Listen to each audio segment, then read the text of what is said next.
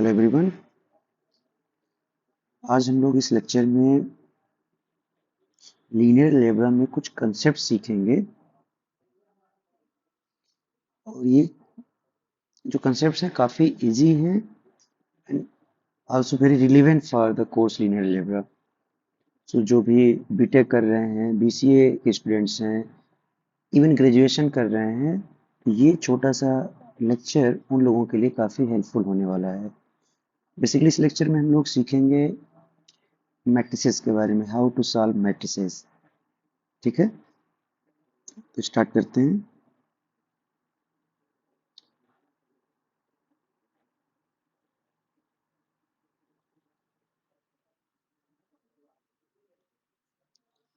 हम ये कहें, मैट्रिक्स सीखने का जो मेन उद्देश्य है, the main purpose of learning matrix is to learn linear algebra. The whole linear algebra is basically a matrix theory.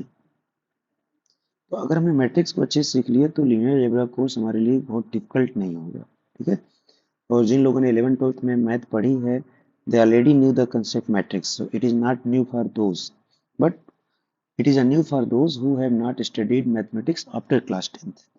So this video will be helpful for those students. Start करते हैं। मैं बहुत deep में नहीं जाऊंगा। Matrix देखिए ऐसी दिखती है। पहली बात तो मैट्रिक्स का कोई नाम होगा और नाम हमेशा इंग्लिश के कैपिटल लेटर्स लिखेंगे। और मैट्रिक्स को बनाने के लिए आपको चाहिए रो और कॉलम्स। जैसे मैंने एक ऐसा स्ट्रक्चर बनाया, तो ये अब मैट्रिक्स यहाँ से जनरेट हो रही है। जैसे मुझे दो रो बनानी है, तो मैंने 0 लिखा, 1 लिखा, 3 लिखा, एक और रो बनानी पड़ेगी 1 0 1। तो अब आपने देखा कि दो रो है आपके पास, this is row 1 and this is row 2, और ये कॉलम होते हैं, दीज आर द कॉलम्स।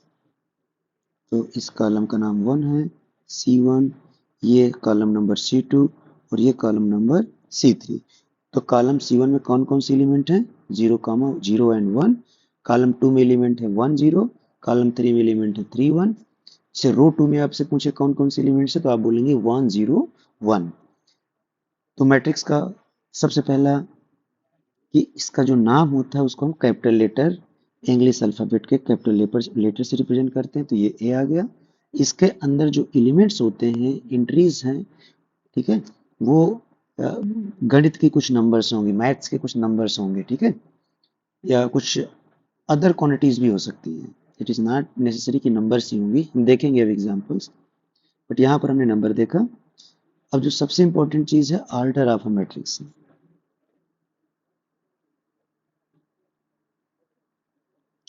ये आपको सीखना है। ऑर्डर ऑफ मैट्रिक्स क्या होता है? Number of rose into number of columns. अब जैसे इस मैट्रिक्स ए में नंबर ऑफ रोज कितने हैं? दो रो हैं, दो लिख दिया। यहाँ पर बीच में मल्टीप्लिकेशन का सिंबल यूज करना है। और now write down the number of columns and there are 3 columns. तो मैट्रिक्स का ऑर्डर कितना हो गया? 2 क्रॉस 3। तो ऑर्डर कितना आया मैट्रिक्स का? सो this matrix A is of order 2 cross 3 और 2 बाई 3। ये है आपका ऑर्डर ऑफ मैट्रिक्स। ठीक है, अब जैसे मुझसे कोई कहे कि एक 2 क्रॉस 2 ऑर्डर की मैट्रिक्स बनाइए, एक मैट्रिक्स बनाना है 2 क्रॉस 2 ऑर्डर की। पहली बात तो मैट्रिक्स का नाम कैपिटल लेटर से लिखना, तो मैंने बी लिख दिया।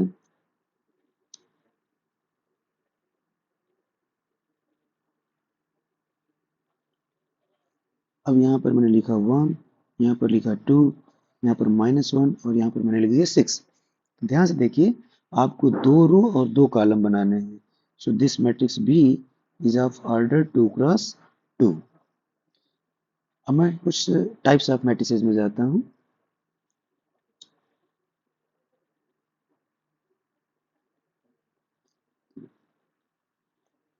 यहाँ पर लिखते हूँ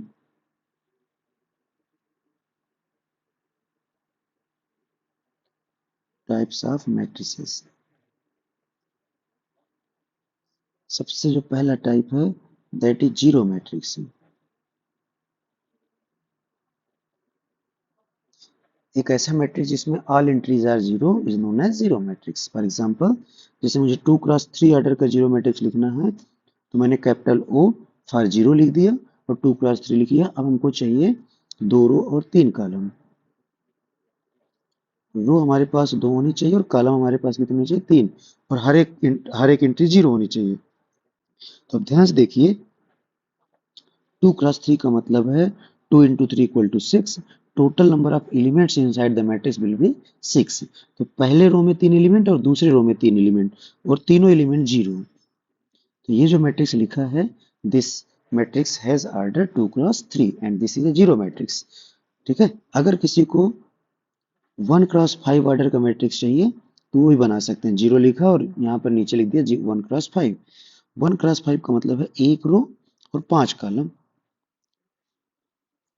5 कॉलम को मतलब 5 जीरो बनाने हैं। So this is a matrix of order 1 cross 5 and this is zero matrix.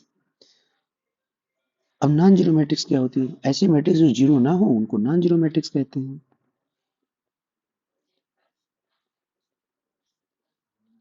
Non zero matrix क्या होती हैं?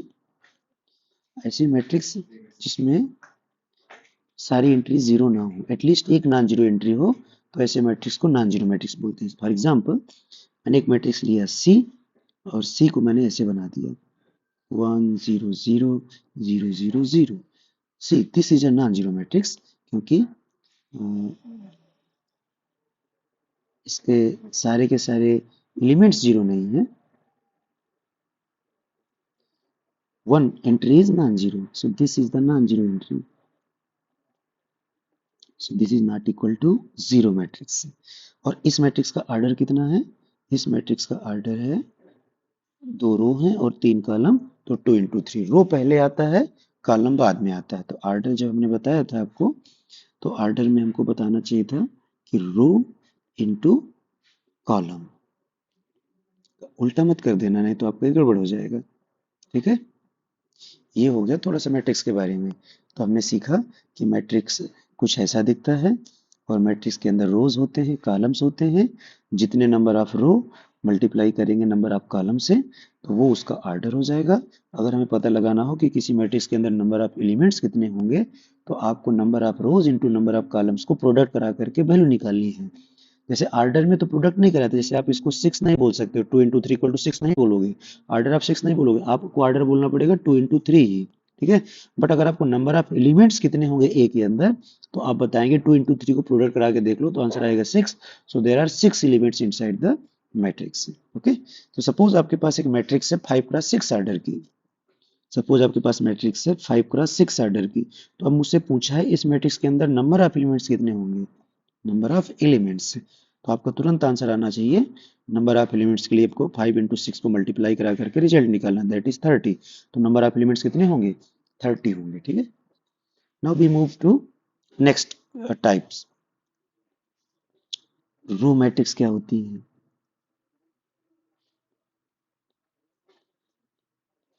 एक ऐसा मैट्रिक्स जिसमें सिर्फ और सिर्फ एक रो हो, मतलब ऐसा मैट्रिक्स जिसमें ओनली वन रो हो, ऐसे मैट्रिक्स को रो बोलते हैं। फॉर लाइक दिस,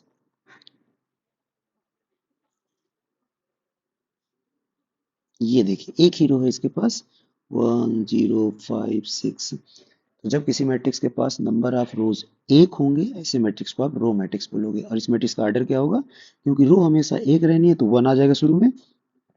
और कॉलम कितने? 1 2 3 4। तो ये मैट्रिक्स है 1 × 4 ऑर्डर की। ठीक है। जैसे कि ये रो मैट्रिक्स नहीं है, 0 1 2 -1 0 1। ये मैट्रिक्स क्या नहीं है? This is not a row matrix, क्योंकि इसके पास नंबर ऑफ रोज कितने हैं? 2। कॉलम कितने हैं? 3। सो this is a matrix of order 2 × 3, जिसमें नंबर ऑफ रोज 2 है, नंबर ऑफ कॉलम्स कितने हैं? 3। And this is not a row matrix. Okay. And this is a row matrix. अब हम आगे बढ़ते हैं कॉलम मैट्रिक्स में। एक ऐसा मैट्रिक्स जिसमें सिंगल कॉलम हो, a matrix which has only one column is known as column matrix. Example देता हूं कॉलम मैट्रिक्स का आपको मैं।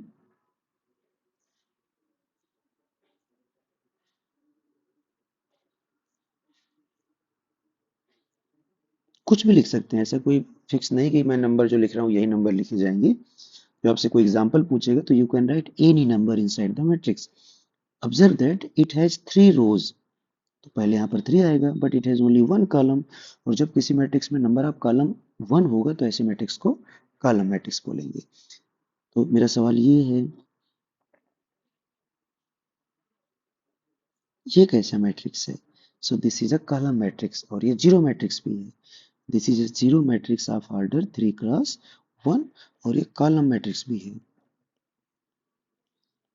और ये जीरो मैट्रिक्स भी है। ठीक है, तो हमको अगर कोई बोले कि आप इतने ऑर्डर का जीरो मैट्रिक्स बनाओ, तो हम उस ऑर्डर का जीरो मैट्रिक्स हमेशा बना सकते हैं। ठीक है, सो एवरी ऑर्डर का जीरो मैट्रिक्स एग्जिस्ट करता है। जैसे कोई कहेगा 100 क्रॉस 100 का मैट्रिक्स बनाओ जो जीरो मैट्रिक्स हो, तो आपको कुछ नहीं करना, 100 रोज और 100 कॉलम लेनी है, और हर जगह पर जीरो जीरो रखना है। तो टोटल 100 × 100 मीन्स 10,000 जो एलिमेंट्स होंगे वो सब जीरो होंगे। Now we are moving to square matrix, very important type है ये।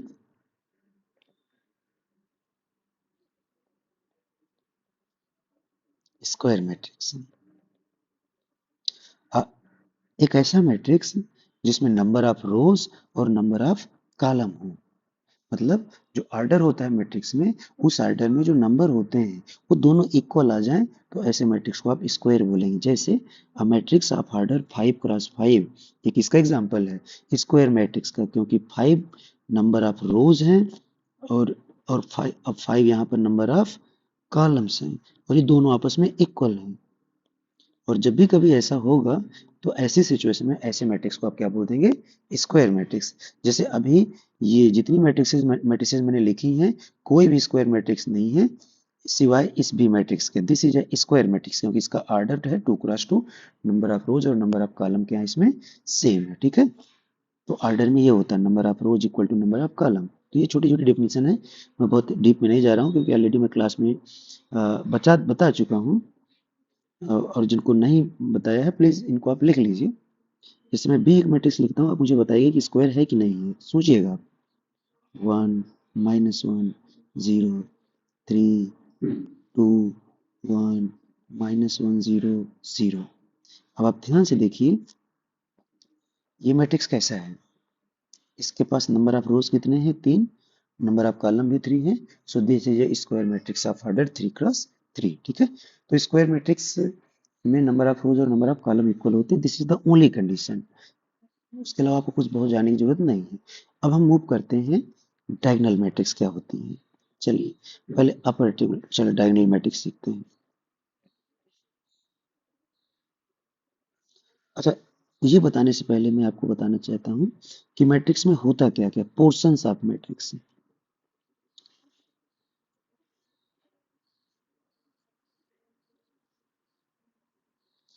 स्क्वायर मैट्रिक्स, स्क्वायर मैट्रिक्स के अंदर कौन कौन से पोर्शन होते हैं हम ये देखते हैं। तो बेसिकली इसमें 3 पोर्शन होते हैं स्क्वायर मैट्रिक्स में। आप ध्यान से देखिएगा, बहुत आसान है बट बहुत अच्छा भी है। 3 - 1 0 1 5 6 0 1 2। सपोज करो मैंने एक स्क्वायर मैट्रिक्स ली 3 × 3 ऑर्डर की। अब इसमें देखो 3 पोर्शन, बहुत ध्यान से देखना। मैं आपको एक डायगोनल दिखा रहा हूँ यहाँ पर। एक रेक्टेंगल, ये एक तरह से रेक्टेंगल ही है ये।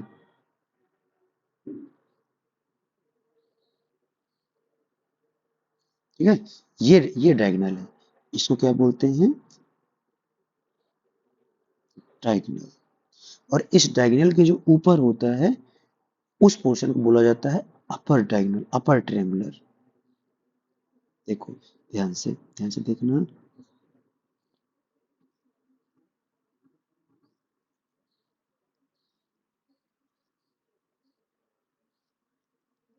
एक पोर्शन आपको ये दिख रहा है,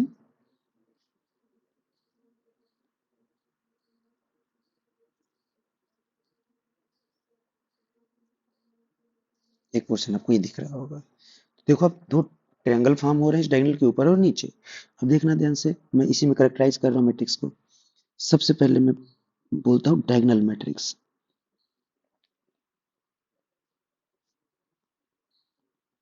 एक ऐसा स्क्वायर मैट्रिक्स जिसमें डायगोनल के ऊपर सब कुछ जीरो हो और डायगोनल के नीचे सब कुछ जीरो हो। डायगोनल में कुछ भी हो सकता है, जीरो भी हो सकता है, नॉन जीरो भी हो सकता है। तो जब मैं डायगोनल मैट्रिक्स की डेफिनेशन दे रहा हूँ तो मैं ये बोल रहा हूँ एक ऐसा स्क्वायर मैट्रिक्स जिसमें डायगोनल के ऊपर भी जीरो हो और नीचे एक एलिमेंट भी जीरो हो, ऐसे मैट्रिक्स को डायगोनल मैट्रिक्स बोलते हैं। ठीक है, तो डायगोनल के अलावा जो बाकी एलिमेंट्स होते हैं उनको बोला जाता है ऑफ डायगोनल एलिमेंट्स। तो जो डायगोनल एलिमेंट होते हैं उनको डायगोनल एलिमेंट बोलते हैं, और डायगोनल के जो बाहर एलिमेंट होते हैं उनको बोला जाता है ऑफ डायगोनल एलिमेंट्स। जैसे -1 0 6 1 0 1, ये सारे के सारे ऑफ डायगोनल एलिमेंट्स हैं। 3 5 2, ये डायगोनल एलिमेंट्स हैं। तो जब भी किसी स्क्वायर मैट्रिक्स में ऑफ डायगोनल एलिमेंट्स जीरो होते हैं तो बोला जाता है उसको डायगोनल मैट्रिक्स। तो मैं डेफिनेशन देखो यहाँ पर लिख रहा हूँ, बहुत अच्छी डेफिनेशन है। A square matrix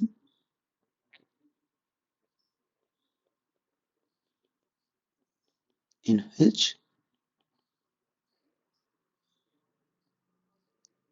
all the off diagonal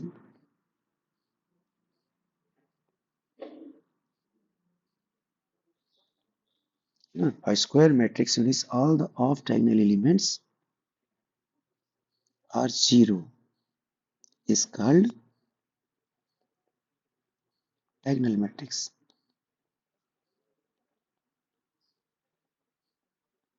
ठीक है, मतलब this is not a very difficult question. तो सपोज करो मुझे, मेरे पास एक 2x2 ऑर्डर की मैट्रिक्स है, स्क्वायर मैट्रिक्स है, और उसके अंदर मैंने एलिमेंट्स ऐसे रखे 0 0 0 8। अब बताओ डायगोनल मैट्रिक्स होगी क्या? तो answer is yes, this is a diagonal matrix, क्योंकि इसके पास डायगोनल को छोड़ करके बाकी सब कुछ जीरो है। और डायगोनल में देखो है क्या,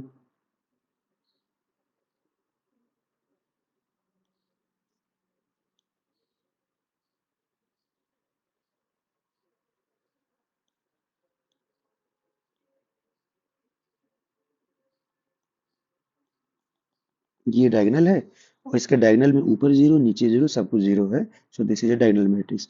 अब zero matrix of order 3x3, zero matrix of order 3x3 का मतलब क्या है?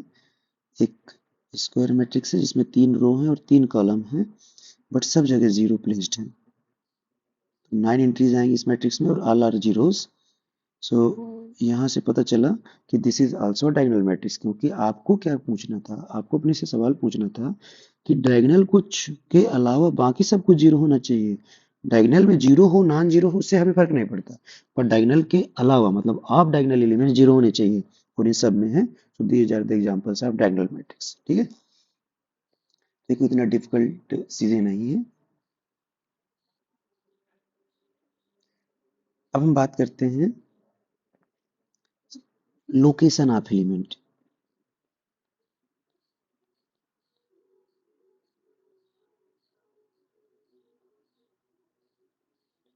एलिमेंट इन द मैट्रिक्स, किसी मैट्रिक्स के अंदर मुझे किसी एलिमेंट की लोकेशन पता लगानी है। ये कैसे पता लगाएंगे? ये भी बहुत आसान है, बहुत डिफिकल्ट नहीं है। Sorry, we can do it easily. देखिए, सपोज करो मैंने एक मैट्रिक्स लिखी 2x3 ऑर्डर की, 1 0 2 -1 6 5। मुझे पता लगाना है लोकेशन ऑफ टू। ये जो टू भाई साहब हैं, इनकी मुझे लोकेशन पता लगानी है। तो ये इनकी जो लोकेशन है, you will start with row and then column। बताओ ये दो किस रो में है? So this is in the first row. तो यहाँ पर 1 लिख दिया, कामा किस कॉलम में है? थर्ड कॉलम में। इसकी लोकेशन क्या है? 1 3।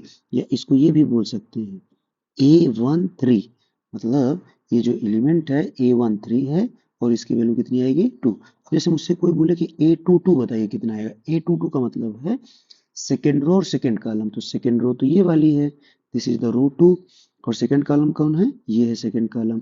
तो रो 2 और सेकेंड कॉलम में कौन सा एलिमेंट है? 6 आ गया। अब किसी ने बोला A13 बताइए, तो A13 ऑलरेडी बता चुके हैं ऊपर। अब A11 कोई पूछ रहा है, फर्स्ट रो फर्स्ट कॉलम, 1 की बात कर रहा है। अगर कोई बोलता है कि सेकेंड रो और फर्स्ट एलिमेंट बताओ, तो सेकेंड रो तो ये वाली है, this is the second row. ठीक है, और फर्स्ट कॉलम कौन सा है? This is the first column. और इंटरसेक्शन कहाँ पर आया? -1 पे, तो A21 कौन आया? -1। इस तरह से हम लोकेशन बता देंगे। ठीक है, अब देखते हैं अपर ट्रिमुलर and lower ट्रिमुलर matrix.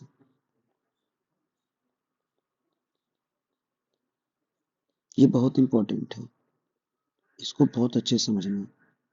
Lower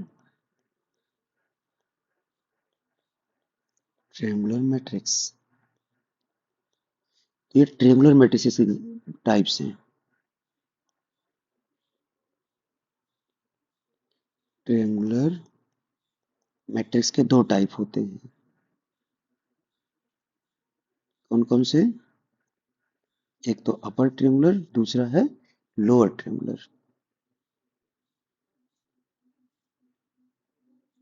upper ट्रिमुलर में क्या होगा, अब देखो जब भी कभी ट्रिंगुलर की बात करेंगे ना, तो हमेशा आपको स्क्वायर मैट्रिक्स के बारे में सोचना है, ठीक है। स्क्वायर मैट्रिक्स तो एक ऐसा स्क्वायर मैट्रिक्स जिसमें डायगोनल के नीचे जितना भी है सब कुछ जीरो हो जाए।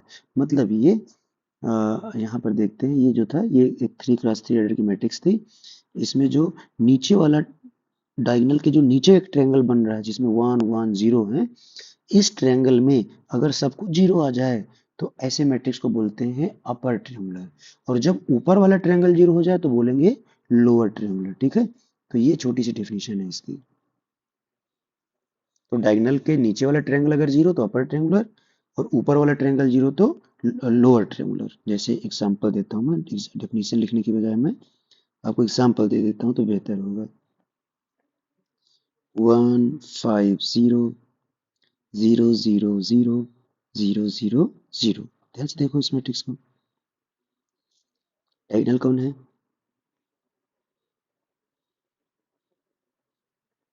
This is the diagonal.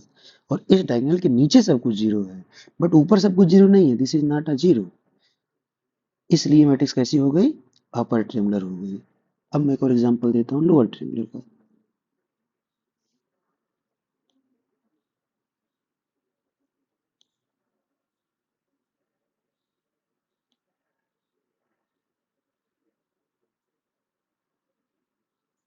Zero zero zero zero zero zero 5 -1 0 0। ये देखो, observe this diagonal, all the elements above this diagonal are zero, so this will known as lower triangular। उल्टा हो रहा है, देखो जब ऊपर जीरो हो रहा है तो उसको लोअर बोल रहे हैं, और जब नीचे जीरो हो रहा है तो उसको अपर बोल रहे हैं, ठीक है। तो क्रोनोलॉजी को समझिएगा। और ये स्क्वायर मैट्रिक्स में होता है। इस तरह की जो बीमारी है, ये अपर ट्रिंगुलर और लोअर ट्रिंगुलर ट्रिंगुलर की, ये ट्रिंगुलर मैट्रिसेस के अंदर है, ठीक है। और इसमें इस बीमारी का कोई इलाज नहीं है, ये बनाना ही है हमको। हमें एक्चुअल में पूरे कोर्स में अपर ट्रायंगुलर और लोअर ट्रायंगुलर बनाना है। क्या बनाना है? Upper triangular and lower triangular. और भैया,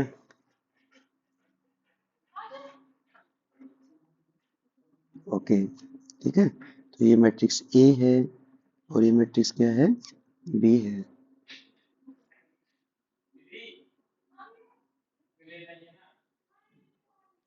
ओके, नाउ अब बात करते हैं हम लोग डायगोनल मैट्रिक्स की।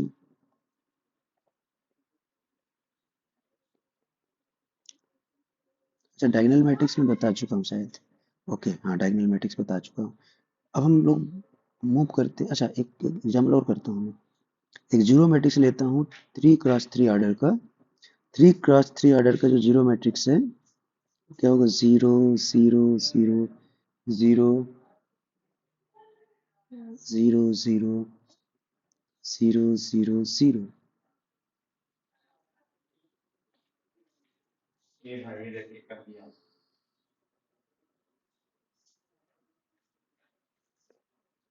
0 0 0। सो this is a square matrix of order 3x3। और इस मैट्रिक्स में ऊपर और नीचे देखो, इसके डायगोनल पे चलते हैं सबसे पहले। पहली चीज तो डायगोनल मैट्रिक्स है, क्योंकि डायगोनल के ऊपर भी जीरो है नीचे भी जीरो है, ओके। अब डायगोनल के नीचे जीरो है तो ये लोअर ट्रायंगुलर भी है, एलटी भी है। और क्योंकि डायगोनल के ऊपर भी जीरो है तो ये यूटी भी है। सो ये zero matrix, zero square matrix एक ऐसे एग्जाम्पल है जो लोअर ट्रिंगुलर भी है, अपर ट्रिंगुलर भी है, डायगोनल मैट्रिक्स भी है, और एक नई टाइप बता रहा हूं मैं, स्केलर मैट्रिक्स। मतलब ये सारे टाइप आपको याद नहीं रखने हैं, जस्ट आपको समझ लेना है। और जब आप 5-6 बार इनको रिविजिट करेंगे तो ये धीरे धीरे आपको याद हो जाएंगे।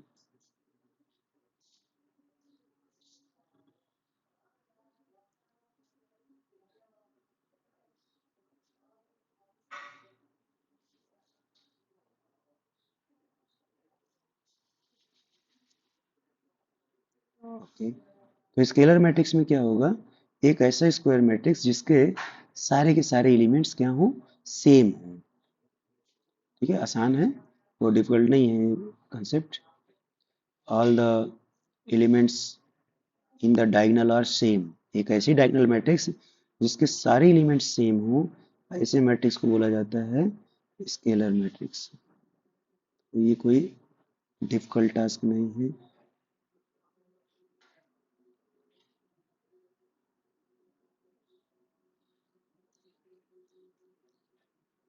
ओके,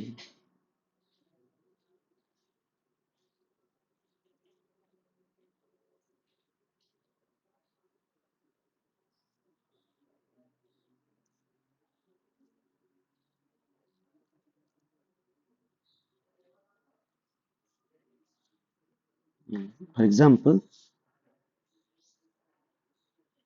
मैंने स्क्वायर मैट्रिक्स ली 3x3 ऑर्डर की, 0 5 6, पहले तो 8 0 0 0 0 0 8। तो पहली चीज तो ये स्क्वायर मैट्रिक्स है, ठीक है, 3x3 ऑर्डर की, और ये डायगोनल मैट्रिक्स भी है। ठीक है, क्यों डायगोनल मैट्रिक्स है, क्योंकि डायगोनल के अलावा बाकी सब कुछ इसका जीरो है। अब डायगोनल के ऊपर जीरो है इसलिए लोअर ट्रायंगुलर भी है, डायगोनल के नीचे जीरो इसलिए अपर ट्रायंगुलर भी है, और साथ साथ ही स्केलर मैट्रिक्स भी है। हमने स्केलर मैट्रिक्स के डेफिनेशन में क्या बोला था कि a diagonal matrix in which all the diagonal entries are same. यहाँ पर देखो डायगोनल एंट्रीज कौन कौन सी हैं, 8 8 8 8 एंड ऑल आर सेम। और जब सेम डायगोनल एंट्रीज होंगी तो ऐसी डायगोनल मैट्रिक्स को बोला जाता है scalar matrix. But diagonal matrix होना जरूरी है, a diagonal matrix in which all the diagonal elements are same। अब कोई बोले ये ये मैट्रिक्स तो है,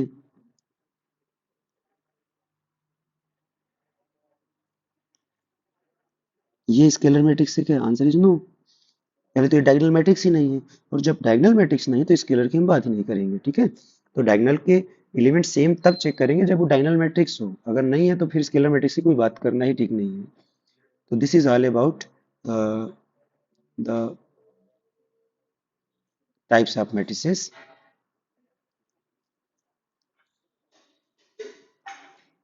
अब हम सीखते हैं सम ऑपरेशंस।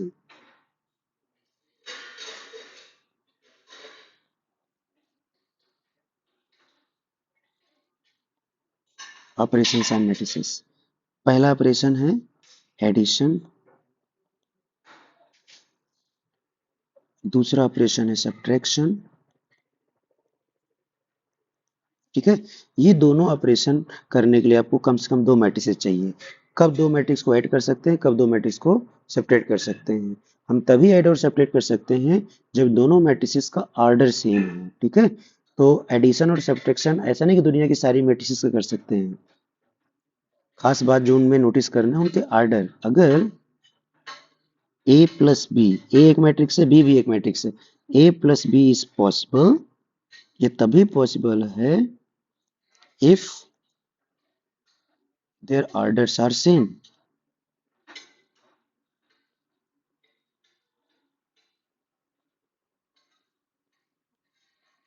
ठीक है, मतलब ए का ऑर्डर और बी का ऑर्डर सेम होना चाहिए। फॉर एग्जांपल ए अगर आपके पास है जीरो मैट्रिक्स 2x3 ऑर्डर की, और बी एक मैट्रिक्स है ये 1 0 1 0 -1 0, ध्यान से देखो, तो इस मैट्रिक्स का भी ऑर्डर कितना है, 2x3। तो क्योंकि इसका ऑर्डर और इसका ऑर्डर सेम है, इसलिए हम लोग इन दोनों मैट्रिसेस को ऐड कर सकते हैं। और देखो ऐड कैसे होगा, अब ये जीरो मैट्रिक्स है, तो इसके पास जितने एलिमेंट होंगे सब जीरो जीरो होंगे। तो आपको कंपोनेंट वाइज ऐड करना है। कंपोनेंट वाइज का मतलब है यहाँ का जो एलिमेंट का पोजीशन है और यहाँ के जो एलिमेंट का पोजीशन है वो मैच होना चाहिए। जैसे ये जो एलिमेंट है किस पोजीशन पर है, ये वाला एलिमेंट है पोजीशन, किस पोजीशन पर ये एलिमेंट, वन वन पोजीशन पर, this element in the position of one comma one. और तो यहाँ का भी एक वन कामा वन पोजीशन का एलिमेंट लो और दोनों को ऐड करोगे तो कितना आ जाएगा, जीरो प्लस वन। अब इस एलिमेंट को पिक करोगे तो इसको पिक करना पड़ेगा, तो जीरो प्लस जीरो। जब इस एलिमेंट को उठाएंगे तो जीरो प्लस वन, और जब आप इस एलिमेंट को उठाएंगे तो आ जाएगा जीरो प्लस जीरो। जब आप इस एलिमेंट की बात करेंगे तो इसके साथ ऐड करेंगे तो ये आ जाएगा जीरो माइनस वन, और जब आप इसको ऐड करेंगे इसके साथ तो आ जाएगा जीरो प्लस जीरो। क्या है यहाँ से, one zero one zero minus one और ये जीरो। ठीक है, ये आ गया a प्लस बी। उस तरह से सब्ट्रैक्शन हो जाएगा a माइनस बी में सब्ट्रैक्ट करने के लिए b के एलिमेंट को सब्ट्रैक्ट करेंगे a के एलिमेंट से। तो जीरो जीरो में वन को सब्ट्रैक्ट करो, फिर जीरो में जीरो को सब्ट्रैक्ट करो, फिर जीरो में वन को सब्ट्रैक्ट करो, जीरो में जीरो को सब्ट्रैक्ट करो, और जीरो में माइनस वन को सब्ट्रैक्ट करना है, और जीरो में जीरो को। तो इस तरह के 9th 10th की ये बेसिक चीज़ें आपको दिमाग में रखनी, सब्ट्रैक्शन एडिशन ये सब तो बच्चों वाली चीज़ें हैं, इनको तो आप कर ही लेंगे। ठीक है, तो ये आ गया सब्ट्रैक्शन। और जो सब्ट्रैक्ट करने के बाद ऐड करने के बाद जो मैट्रिक्स आएगी ना उसका भी आर्डर वही होगा जो ओरिजिनल मैट्रिक्स का आर्डर था। ठीक है, तो ऐड और सब्ट्रैक्ट करने से मैट्रिक्स के आर्डर चेंज नहीं होते हैं, आर्डर रिमेन्स सेम। ठीक है, okay. Now we will move to multiplication, very important concept, थोड़ा डिफिकल्ट भी है तो पूरे ध्यान समझिएगा।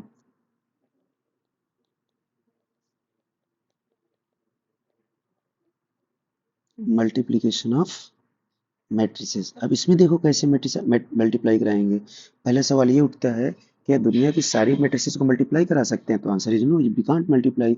तो फिर सवाल ये उठता है कौन सी मैट्रिसेस को मल्टीप्लाई करा सकते हैं, तो हाँ इसका आंसर है, अगर आपके पास एक मैट्रिक्स ए है और दूसरी मैट्रिक्स बी है। अब यहाँ पर आर्डर बहुत इंपॉर्टेंट है, ए को पहले मल्टीप्लाई कराएंगे या बी को पहले मल्टीप्लाई कराएंगे, मतलब ए पहले रहेगा या बी। जैसे नंबर में क्या होता है, टू इंटू थ्री करो या थ्री इंटू टू करो, आंसर क्या आएगा, सेम आएगा। जबकि मैट्रिसेस में ऐसा नहीं है, ए इंटू बी कर दो और बी इंटू कर दो, there are very high chances कि ये प्रोडक्ट सेम नहीं आए। क्लियर, तो ऐसे केस में इट इज वेरी इंपॉर्टेंट कि कौन सी मैट्रिक्स पहले होगी और कौन सी मैट्रिक्स बाद में होगी व्हाइल मल्टीप्लाइंग।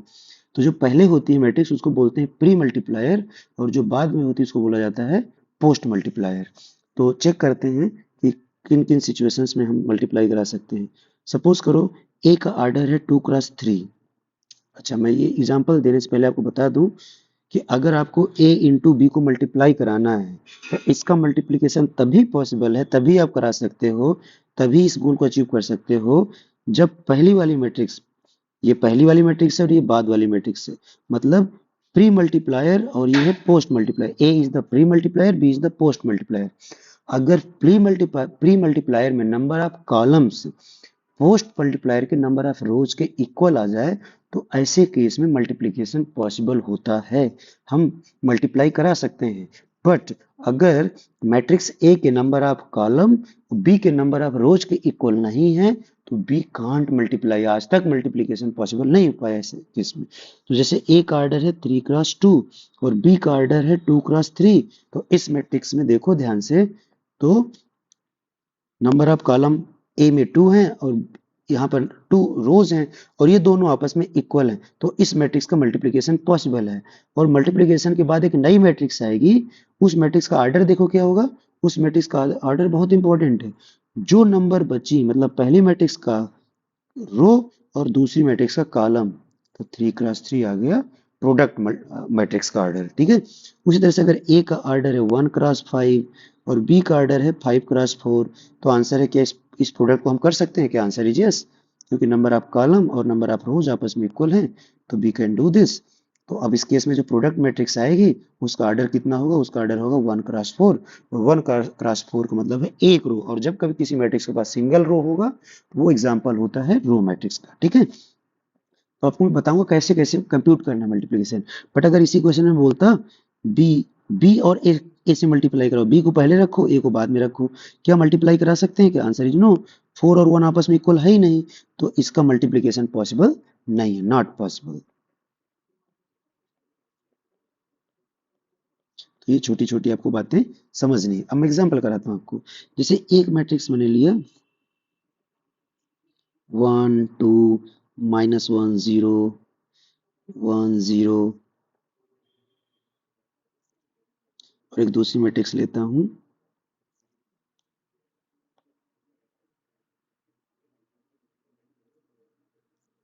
1 -1 2 0 2 1।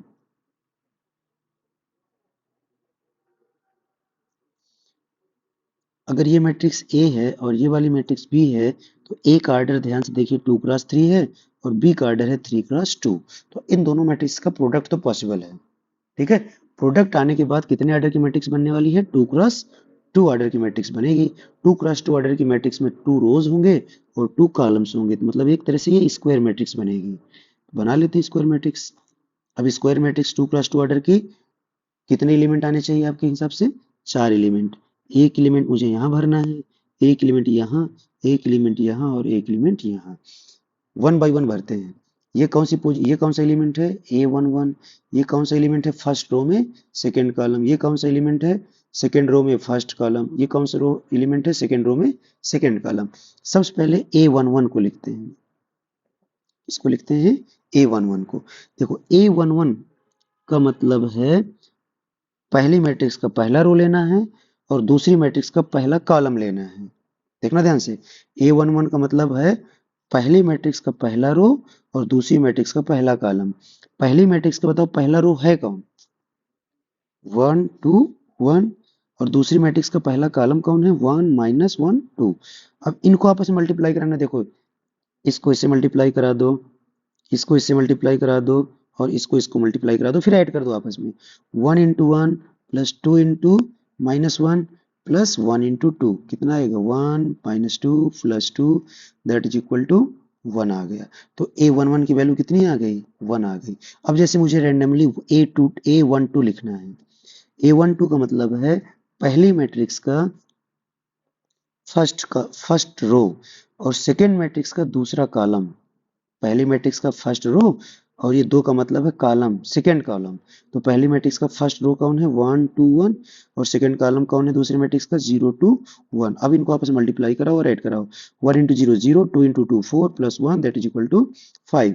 तो यहाँ पर कितना आ जाएगा? A12 की जगह 5। तो मैट्रिक्स लिखते जाओ यहाँ पर। यहाँ आ गया 1। A12 की वैल्यू कितनी आ गई? ये आ गई 5। अब हमको लिखना है A21 की वैल्यू। A21 भी देखो बहुत आसान है। A21 का मतलब है पहली मैट्रिक्स का सेकेंड रो और 1 का मतलब है यहाँ पर सेकेंड मैट्रिक्स का पहला कॉलम। तो यहाँ पर जैसे मैंने AMN लिखा, तो ये M क्या है? M रिप्रेजेंट कर रहा है कि पहली मैट्रिक्स का आपको mth रो लेना है और इस N का मतलब है सेकेंड मैट्रिक्स का आपको nth कॉलम लेना है। फिर उनको आपस में मल्टीप्लाई कराना है और कंपोनेंट्स को ऐड कर देना, ठीक है। So this is how matrix multiplication will carry on. 821 में सेकेंड रो बताओ क्या है पहली मैट्रिक्स का? सेकेंड रो है आपका -1 0 0 और सेकेंड मैट्रिक्स में पहला कॉलम कितना है? 1 -1 2। और जैसे आपने इसको मल्टीप्लाई कराया, इसको आप इससे मल्टीप्लाई कराओगे, इस जीरो को आप इससे मल्टीप्लाई कराओगे, इस जीरो को आपको इससे मल्टीप्लाई -1 इंटू 1 1 होता है और 0 इंटू -1 कितना होता है? 0 होता है और यहाँ पर भी 0 होता है दैट इज इक्वल टू कितना आ जाएगा? 1 आ जाएगा, ठीक है। तो यहाँ से भी वैल्यू 1 आ गई। उसी तरह से A22 की देखो वैल्यू कितना आसानी से निकाल देंगे। A22 का मतलब अब आप यहीं से डायरेक्ट कर सकते हो, second row second column -1 into 0 0 0 into 2 0 0 into 0, यहाँ पर आ जाएगा 0। डायरेक्ट हम कर सकते हैं। So this is how matrix multiplication will work. Okay, मुझे इसको म्यूट करना है। I want to stop recording. Stop करने से पूरा स्टॉप ना हो जाए, इसलिए मैं रिस्क नहीं लेता हूँ। I will do it later, ठीक है। तो ऑल अबाउट दिस एक बार रिवाइज कर लेते हैं हमने क्या क्या सीखा, है ना। कोई बहुत डिफिकल्ट चीजें नहीं सीखी। आपको मैट्रिक्स में आपको सिर्फ इतना समझना है कि मैट्रिक्स कुछ इस तरह का होता है। रेक्टेंगल से बना हुआ है मैट्रिक्स। रेक्टेंगल की जो लेंथ है, ऊपर ऊपर की जो एक एज है, नीचे वाली एज है, उसमें से थोड़ा थोड़ा सा हटा दो। जैसे ये रेक्टेंगल है और इस रेक्टेंगल से मैं कुछ कुछ पोर्शन हटा देता हूँ। जैसे मैंने क्या किया, अरे यार ये पूरा हट जा रहा है। चलो कोई बात नहीं, मैं ही बनाता हूँ रेक्टेंगल। ये किया। अच्छा, मुझे यहाँ पर object stroke eraser, standard eraser, इसको करता हूँ। फिर देखते हैं क्या होता है। ठीक है, ये गया। यस, ये देखो रेक्टेंगल को हमने थोड़ा सा ऐसा कर दिया। ये क्या बन गया, मैट्रिक्स बन गया। और इसी के अंदर अब रोज हैं। ऐसे इस लाइन में जो आएंगे इनको रोज बोलते हैं, ऐसे ऐसे जो होती हैं। और यहाँ जो होते हैं ऐसे जो बनते हैं इनको कॉलम बोला जाता है। और ये जो इंटरसेक्शन पॉइंट्स हैं यहाँ पर आपको एलिमेंट रखने हैं। तो 4 इंटरसेक्शन पॉइंट है, तो ये मैट्रिक्स बन गई 2x2 ऑर्डर की, 2 रोज और 2 कॉलम। नंबर ऑफ एलिमेंट्स कितने होंगे, 4 होंगे। This is how matrix. Matrix का जो नाम होता है, नोमेनक्लेचर होता है, वो कैपिटल लेटर इंग्लिश अल्फाबेट से होता है। मैट्रिक्स का ऑर्डर क्या होता है, number of rose into number of columns. ठीक है। रो मैट्रिक्स होता है जिसमें एक रो हो, कॉलम मैट्रिक्स वो मैट्रिक्स है जिसमें सिर्फ एक कॉलम हो। ठीक है। जीरो मैट्रिक्स का मतलब एक ऐसा मैट्रिक्स जिसमें सारे के सारे एलिमेंट जीरो हो। स्क्वायर मैट्रिक्स एक ऐसा मैट्रिक्स जिसमें नंबर ऑफ रोज और नंबर ऑफ कॉलम्स क्या हो जाए, सेम आ जाए। फिर स्क्वायर मैट्रिक्स को 3 पार्ट्स में डिवाइड कर सकते हैं, एक डायगोनल, फिर डायगोनल के ऊपर कुछ एलिमेंट होते हैं, डायगोनल के नीचे कुछ एलिमेंट होते हैं। फिर डायगोनल मैट्रिक्स क्या होती है, एक ऐसी स्क्वायर मैट्रिक्स जिसमें डायगोनल के अलावा बाकी सारे एलिमेंट जीरो हों। भाई स्क्वायर मैट्रिक्स में दो ही तरह के एलिमेंट है, या तो डायगोनल में होगा तो डायगोनल के बाहर होगा। डायगोनल के जो बाहर एलिमेंट होते हैं उनको बोला जाता है ऑफ डायगोनल एलिमेंट्स। क्या बोला मैंने, ऑफ डायगोनल एलिमेंट्स। जैसे यहाँ पर ये जो एलिमेंट्स हैं -1 0 6, ये सब हाफ डायगोनल एलिमेंट्स है। ठीक है। तो ये चीजें आई, हाफ डायगोनल एलिमेंट्स में ये आ गया। ओके, नाउ डायगोनल मैट्रिक्स आ गया। फिर बात करते हैं अपर ट्रायंगुलर। अगर डायगोनल के ऊपर वाला ट्रायंगल जीरो हो जाए तो नीचे उसको लोअर ट्रायंगुलर बोलते हैं। जब डायगोनल के नीचे वाला जीरो हो तो उसको बोलते हैं upper triangular matrix. Scalar matrix क्या होती है, एक ऐसा डायगोनल मैट्रिक्स जिसके सारे के सारे डायगोनल एंट्रीज सेम हो, उसको बोला जाता है स्केलर मैट्रिक्स। ठीक है। फिर हमने एडिशन समझा, सब्ट्रैक्शन समझा। दो मैट्रिसेस को हम तभी ऐड कर सकते हैं जब उन दोनों मैट्रिक्स का ऑर्डर क्या होगा, सेम होगा। डिफरेंट डिफरेंट ऑर्डर के मैट्रिसेस को हम ऐड नहीं कर सकते। और मैट्रिक्स मल्टीप्लिकेशन में मैंने आपको बताया कि दो मैट्रिसेस लेते हैं, पहली मैट्रिक्स को प्री मल्टीप्लायर बोलते हैं, दूसरे को पोस्ट मल्टीप्लायर। अगर प्री मल्टीप्लायर में number of columns post multiplier के नंबर ऑफ रोज के इक्वल हो जाते हैं तो मैट्रिक्स होती है मल्टीप्लिकेशन के लिए कन्फर्मेबल होती है। मतलब आप उस केस में मैट्रिक्स मल्टीप्लिकेशन फाइंड आउट कर सकते हैं। और फाइंड आउट का मैंने तरीका आपको बता रखा है। ठीक है। तो this is all about the matrix multiplication, addition, subtraction. Okay. तो आज मैं इस लेक्चर को यहीं पर ख़त्म करता हूँ। फिर मैं ऑपरेशंस का एक लेक्चर अभी मैं बनाऊंगा। लगभग रिकॉर्डिंग हमारी 42 मिनट की हो गई है। It is enough to understand some basic concepts. Okay, एक चीज़ मुझे बताना है, और आइडेंटिटी मैट्रिक्स क्या होती है ना। This is a important concept या important type of matrix, identity matrix. एक ऐसा डायगोनल मैट्रिक्स जिसके सारे डायगोनल एंट्रीज क्या हो, 1 हो। या एक ऐसा स्केलर मैट्रिक्स जिसके डायगोनल एंट्रीज 1 हो, ऐसे मैट्रिक्स को बोलते हैं आइडेंटिटी मैट्रिक्स। डेफिनेशन क्या है,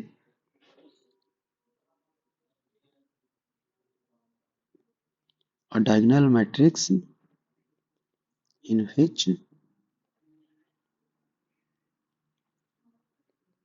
all the diagonal elements are same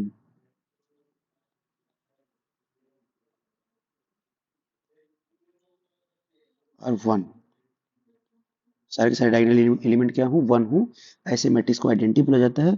और आइडेंटिटी का जो नाम है ऐसे लिखते हैं। जैसे मुझे 3x3 की आइडेंटिटी मैट्रिक्स लिखनी है तो मैंने आई 3x3 कर दिया और यहाँ पर 1 किया, बाकी सब जगह 0 करना है। डायगोनल में 1, बाकी सब जगह 0। और ध्यान से देखो तो ये स्केलर मैट्रिक्स भी है क्योंकि सारे के सारे डायगोनल एंट्रीज क्या हैं, सेम है। ठीक है। तो ये चीजें आपको समझनी है। जैसे मुझे 2x2 का आइडेंटिटी मैट्रिक्स लिखना है तो आई 2x2 किया और यहाँ पर मैंने 1 0 0 1। सो this is identity matrix of order 2x2। ये 3x3 का है, ये 2x2 का आइडेंटिटी मैट्रिक्स है, 2x2 का आइडेंटिटी मैट्रिक्स है। ये चीजें आई, तो ऐसे हम लोग बढ़ते चलेंगे। ठीक, चलिए।